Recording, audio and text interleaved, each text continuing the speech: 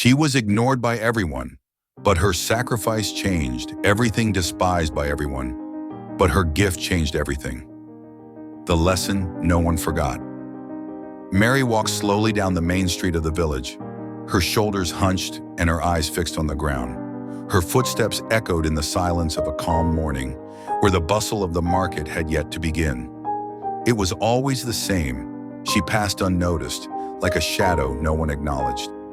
A widow for many years, Mary lived alone in a small house at the end of the street. With no children or close relatives, she survived by doing small, odd jobs and relying on a pension that barely covered her basic needs. Yet she never complained. She accepted her situation with quiet resignation, believing that even her simple life could serve a purpose. Everywhere she went, judgmental glances followed her. Some whispered, "Poor woman, she has no one in the world." Others simply turned their gaze, too busy with their own concerns. But Mary carried a secret in her heart, an unshakable faith. Despite being ignored by most, she believed that God saw her, heard her, and understood the value of every small gesture, no matter how insignificant it seemed. That day, as she counted her few coins in a worn cloth pouch, something stirred within her. Passing by the village church, a poster caught her attention. "Help children in need this Christmas. Every contribution makes a difference." Mary stopped and looked at the poster. In her pocket, she held the small coins she had carefully saved. It was all she had, just enough to buy bread and milk for the day. She felt a deep internal conflict. Her need was real, but something greater was calling her. She recalled the words from last week's sermon. "Each of you should give what you have decided in your heart to give, not reluctantly or under compulsion, for God loves a cheerful giver." 2 Corinthians 9:7. Mary clutched the pouch tightly and closed her eyes for a moment.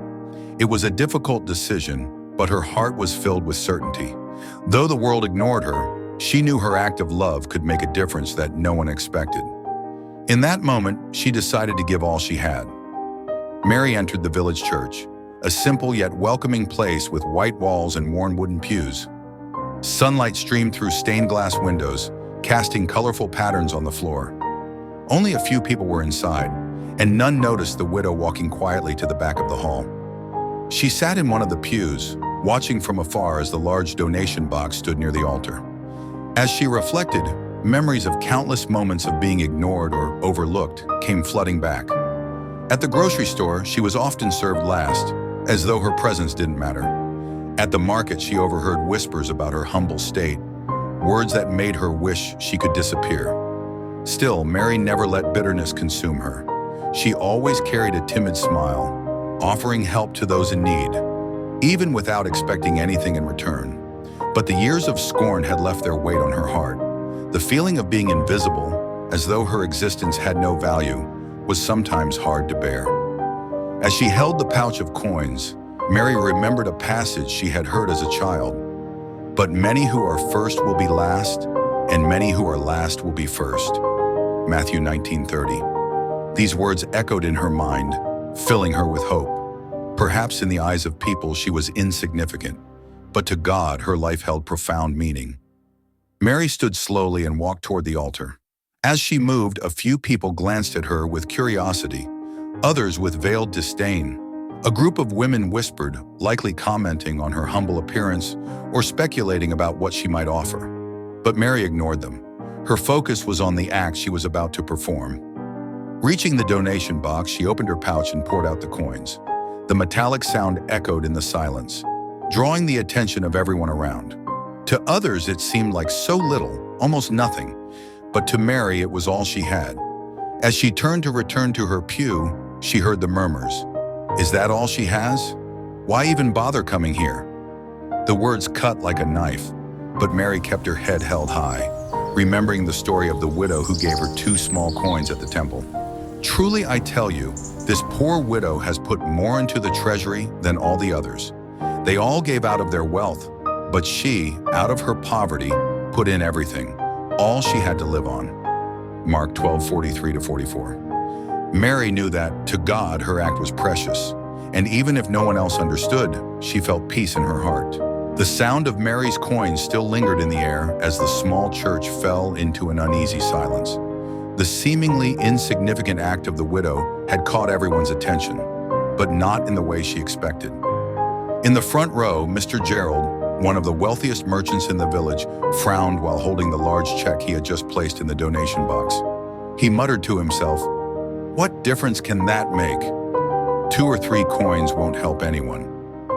Beside him, Mrs. Catherine, known for her critical remarks, looked at Mary with disdain. "She's just trying to show off," she whispered to her friend. "It's all for appearances." In the back of the church, John, the janitor, watched silently. He had often seen Mary helping others, even though she had so little. At that moment, something inside him began to change. The priest, who had witnessed the scene, stepped away from the altar and approached the pulpit. The congregation expected him to ignore what had happened or move on with his prepared sermon. But to everyone's surprise, he began speaking about Mary's gesture. "Today we witnessed something extraordinary. It wasn't the amount of the offering that was remarkable, but the heart behind it." He paused, scanning the faces around him. "How many of us here give only what we have left over?" he said firmly. "And how many of us have ever given everything, as this woman just did?" The priest's words made everyone uncomfortable. Mr. Gerald looked away, uneasy with the reflection.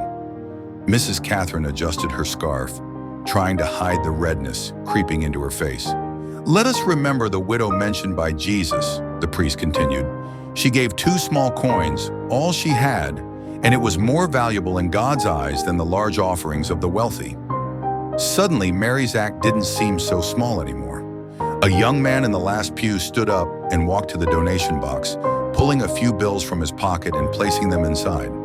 Inspired, he murmured, "It's the least I can do." One by one, others followed his example, giving not just money but also laying down their pride and selfishness. The priest's words, coupled with Mary's act, had touched something deep within their hearts. The sound of Mary's coins still lingered in the air as the small church fell into an uneasy silence. The seemingly insignificant act of the widow had caught everyone's attention, but not in the way she had expected. In the front row, Mr. Gerald, one of the wealthiest merchants in the village, frowned while holding the large check he had just placed in the donation box. He muttered to himself, "What difference can that make? 2 or 3 coins won't help anyone." Beside him, Mrs. Catherine, known for her critical remarks, looked at Mary with disdain. "She's just trying to show off," she whispered to her friend. "It's all for appearances." Meanwhile, in the back of the church, John, the janitor, watched silently. He had often seen Mary helping others, even though she had so little.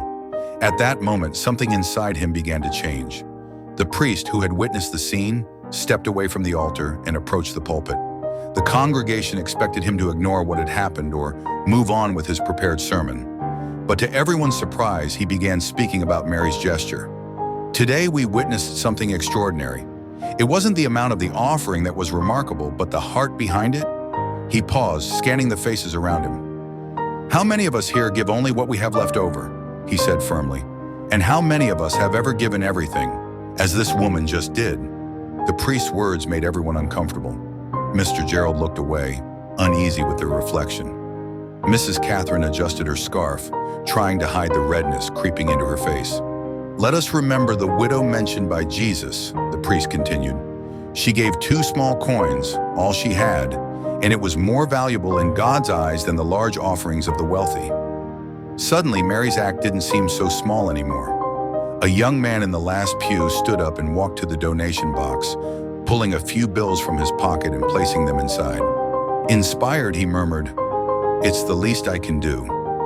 One by one, others followed his example, giving not just money but also laying down their pride and selfishness. The priest's words, coupled with Mary's act, had touched something deep within their hearts. As the congregation reflected on the priest's words, the heavy church doors creaked open. A man entered, hesitant but determined. It was Anthony, a humble laborer known for his honesty and hard work. He carried a small bag of food and an envelope in his hands. "Excuse me," Anthony said, walking toward the altar. His voice trembled, but his eyes were steady. "I need to say something about Mary." All eyes turned to him. Mary's face flushed as she silently motioned for him to stop, But Anthony shook his head and continued. "This woman, who many of you overlook, is the reason my family hasn't gone hungry this month," he said, his voice filled with emotion. "When everyone else turned away, she shared what little she had with us." A murmur spread through the church. Many had never imagined that Mary, a widow with so little, could be helping others. Anthony held up the envelope. "She left me this letter," he said, "along with the little money she had. In it, she wrote that every act of kindness, no matter how small, is a way to show gratitude to God for His blessings." He unfolded the letter and began to read aloud. Mary's words echoed in the silent church. "True wealth is not measured by what we keep, but by what we give. When we share with others, we reflect God's love in the purest way." The weight of Mary's actions became clear to everyone in the room. Mr. Gerald lowered his head, ashamed of his earlier remarks. Mrs. Catherine wiped away a tear, unable to hide the impact of Mary's words. The priest stepped forward, his voice filled with emotion. "Now we see the true value of Mary's offering," he said, addressing the congregation. "She didn't just give her coins. She gave her heart, her faith, and her love for others." For the first time, Mary spoke, her voice quiet but steady. "I only did what I believe anyone should do," she said, looking at Anthony and his family. "My faith has taught me that love and generosity are the greatest treasures we can share." Her words resonated deeply, leaving the congregation in awe. Anthony, still holding the letter, stepped forward once more. "She taught us something priceless," he said. "Even when you have almost nothing, you can still give everything." As the congregation processed Anthony's words, the weight of the moment seemed to linger in the air. The small church had been transformed, not just by the money given, but by the profound humility and generosity shown by Mary. Yet there was still more to be revealed. Mary, still at the altar, took a deep breath. She knew this moment was coming, and though it was hard to speak, she knew she had to share the truth. "Thank you, Anthony, for your kind words," Mary said, her voice steady yet filled with emotion. "But there is something else I need to share with all of you, something that I have kept hidden for many years." The room fell silent and everyone leaned in, eager to hear what she had to say. Mary reached down beneath the table and pulled out an old weathered wooden box. It was small, but it held a weight of history. She placed it gently in the center of the room. "This box belonged to my late husband, John," she began, her eyes welling up with tears. "When he passed, he left me with something very special, a legacy that I promised to keep alive, and today I believe it's time for all of you to know." The people in the room watched closely as she carefully opened the box. Inside there was an envelope, yellowed with age, and a few small pieces of paper. Mary took a deep breath and began to read aloud the letter that had been left for her by John, the man she had loved and lost. The letter read, "My dearest Mary, I may not be with you physically, but I leave behind a gift. This village has been our home, and we've always wanted it to be a place of true community, where no one goes hungry, where no one is overlooked. I want to give back to the people who have been a part of our lives, just as we've shared so much with them. I leave this inheritance in your hands. Use it for good, to build a future for the children, for the families who struggle, for those in need. This is our gift to the community. Please make sure it is used wisely." As Mary finished reading, the room was completely still. No one spoke. The words she had just shared had changed everything.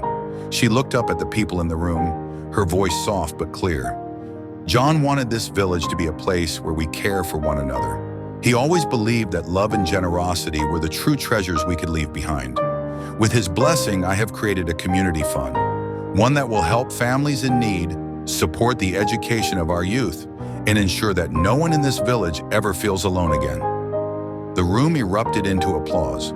People who had once judged Mary, who had thought her insignificant, were now seeing her in a new light.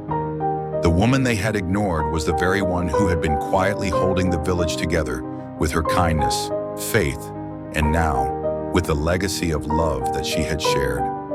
Anthony, his eyes brimming with tears, was the first to stand. "Mary," he said, his voice thick with emotion, "your husband's dream is now alive, and so is the dream you've carried. This gift, this love, is the greatest gift of all." Mary smiled through her tears, her heart full. "It's not about the gift," she said softly.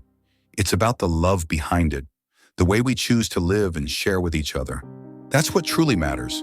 The priest, deeply moved, stepped forward and placed a hand gently on Mary's shoulder. "Mary, you have given us more than we could have ever imagined," he said. "You have shown us what true generosity looks like, what it means to give everything, even when we have so little. You have reminded us of the deepest lessons of faith and love." As the applause died down, the priest turned to the congregation, his voice firm with conviction. "This is what it means to love our neighbor. This is the heart of God's kingdom. Mary's generosity has reminded us all of the true value of what it means to give with an open heart, no matter how little we have." Mary, standing there with the old wooden box and the letter from her late husband, realized that her life, though humble, had left a mark on this village. She had taught them all what it meant to live with faith, hope, and love, just as her husband had wanted. In the weeks and months that followed, the community changed. The fund that Mary had established began to help families in need, support education, and bring the people closer together. The village that once overlooked Mary now embraced her with respect and admiration. The small wooden cross that Mary had donated was placed at the altar as a symbol of faith and generosity. It served as a reminder that even the smallest act of kindness can change the world. And as for Mary, she continued living simply, helping where she could, and sharing her wisdom with those who sought it. Her house became a gathering place, not just for thanks, but for advice, dreams, and hope. She had built something far greater than wealth. She had built a legacy of love. One day, a young man named Matthew came to her door with a basket of fruit. He had been one of the children helped by the community fund, and now, thanks to Mary's generosity, he had been awarded a scholarship to study in the city. "Mary," he said, his eyes bright with excitement, "I don't know how to thank you. You've changed my life." Mary smiled, wiping away a tear. "You don't need to thank me, Matthew. Just remember, everything we do with love, no matter how small, will always come back to us in some way." And with that, the legacy of Mary, the invisible widow who changed everything with her simple yet profound acts of generosity, continued to live on in the hearts of all who knew her.